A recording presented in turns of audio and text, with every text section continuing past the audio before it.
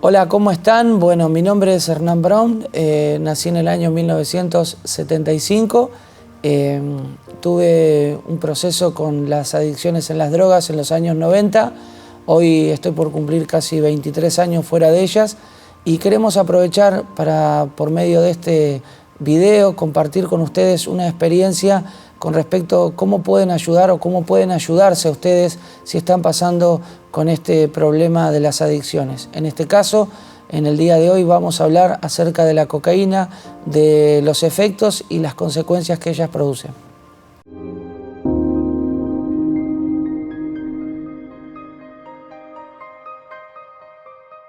Bueno, mi experiencia con la cocaína fue muy rápido, luego de tener un paso muy breve por la marihuana. La cocaína fue algo que llegó a mi vida por medio de amistades en el barrio. Obviamente que no fue que me lo trajeron así en la mano, sino que todo comenzó en algunos cumpleaños o fiestas que hacíamos en el barrio con amigos. En mi caso fue muy particular porque había una vecina que se había puesto de novia con un ex jugador de fútbol que había viajado desde Buenos Aires a la ciudad natal donde yo vivía, en Punta Alta.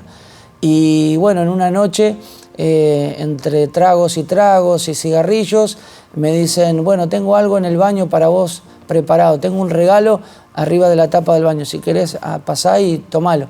Y cuando fui me encontré que tenía una raya de cocaína. Y por no ser menos, por no quedar como un tonto o por no quedar como un cobarde, aspiré por primera vez. Y lo hice por curiosidad. Sí, recuerdo que en ese momento no sentí realmente nada especial, más que todo era la emoción de decir me puse algo en la nariz.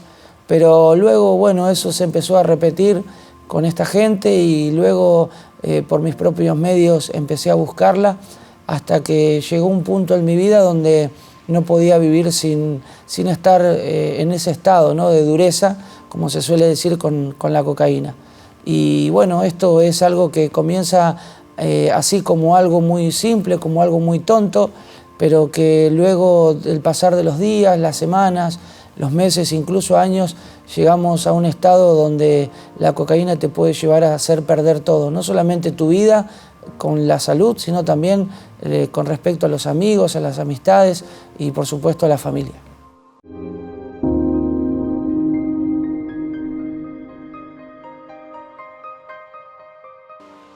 Bueno, la cocaína, lo que yo encontraba en ella, en lo personal, era como que sacaba todo lo que yo no podía hacer cuando estaba sin drogarme. Yo encontré en la cocaína como una compañera de dolores, de angustias. Obviamente que la cocaína para nada lo es, pero en ese momento yo creía que estaba bien acompañado porque sacaba de mi interior palabras o sentimientos que yo no los podía de alguna manera tener o no los podía ver cuando no estaba en ese efecto. Y eso es lo que causó en mí una adicción, obviamente, porque hacía de mí o ponía en mí una personalidad la cual quizás yo quería ser ese, ¿no? Esa persona extrovertida que bueno, encaraba a las mujeres, que iba de, como se solía decir antes, de langa, de vivo. Y bueno, la verdad que formó en mí como una personalidad que sin la cocaína yo no lo podía lograr.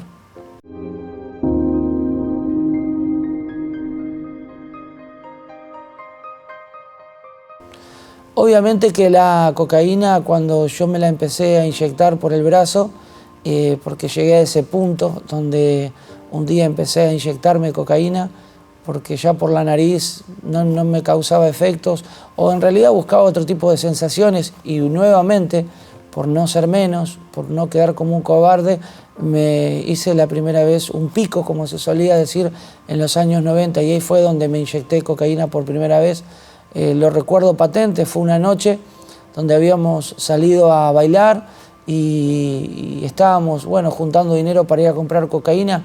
Había poca plata y bueno, al haber poca plata no daba para todos poder consumirla por la nariz, entonces decidimos hacerlos un pico para, bueno, con menos cantidad de cocaína poder pasarla bien, y bueno, ahí fue por primera vez donde me hice mi primer pico. Y obviamente que eso me llevó a contraer enfermedades virus contagiosas como el HIV.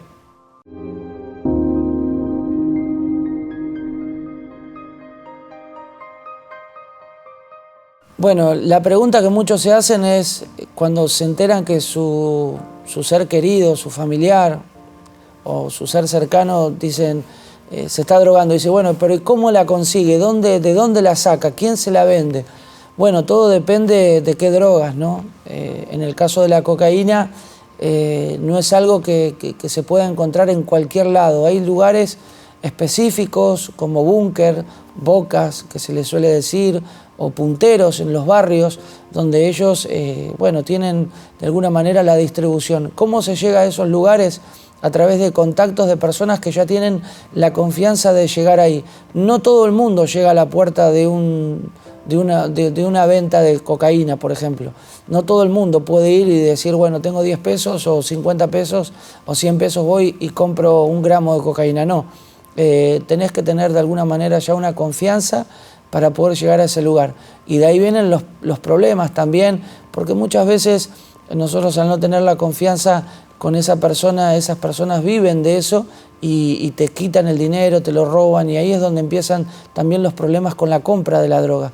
Por eso muchas personas que están escapadas de sus barrios o no pueden ir a ciertos lugares. Esto también está bueno para tenerlo en cuenta. Si algún familiar no quiere seguir yendo a tal lugar o a tal barrio, es porque algún problema hay con la plata.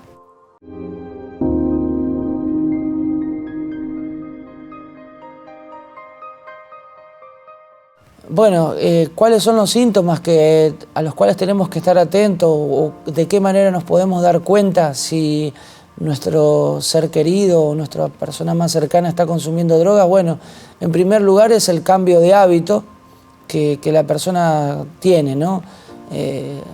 Si tiene trabajo, ya va a empezar a faltar mucho o va a tratar de no ir. Las horas que se levanta a la mañana y a las horas que llega por la noche. También las cosas personales, si empiezan a faltar efectos personales, si eran personas que tenían quizás computadoras o teléfonos o buena ropa o instrumentos musicales. En mi caso llegué a vender un auto que me había quedado de herencia de mi padre. También vendí motos, le robaba todo lo que era el paso en mi familia, equipos de música, televisión, bueno, lo que había en el galpón, herramientas. Me quedaba con los vueltos, por ejemplo, de los mandados. Mi madre tenía que tener mucho cuidado cuando traía la plata que ganaba en el mes, porque yo ya sabía dónde estaba y de alguna manera también, bueno, buscaba tratar de robarle. El tema de salir a pedirle dinero o tener muchas excusas con familiares, amigos, vecinos, como por ejemplo, no me prestás dinero que mi mamá se fue de viaje, o no me prestás dinero que mi mamá no me dejó para la comida, después te lo devuelvo.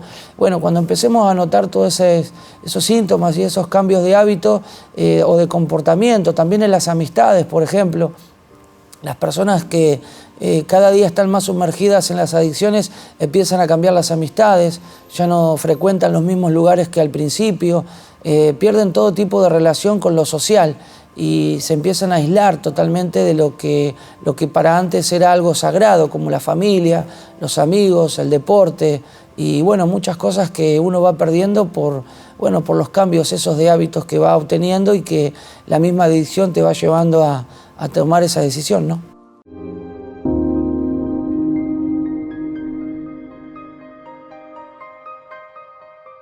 Bueno, en primer lugar, cuando un familiar empieza a sospechar que un familiar, un hijo, o puede ser el caso de un esposo en la mujer o viceversa, lo primero que uno tiene que hacer en este caso es tratar de dialogar, no atacar, que la persona no se sienta atacada.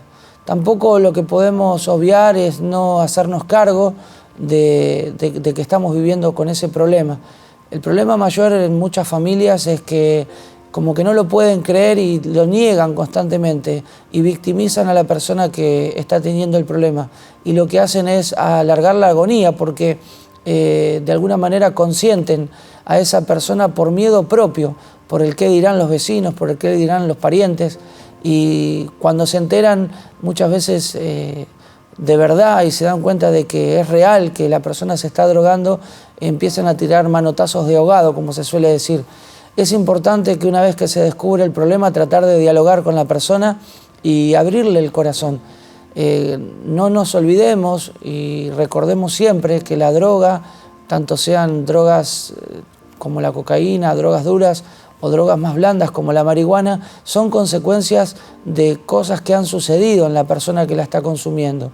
Entonces muchas veces hay que tener cuidado porque hay heridas que son abiertas por las mismas personas que van a tratar de querer ayudar. Y esto es como una herida abierta que uno va a ir a sanar con las manos sucias. En vez de producir una sanidad, puede hacer peor la infección. Por eso tenemos que tener cuidado y de ver de qué manera queremos ayudar a nuestros seres queridos.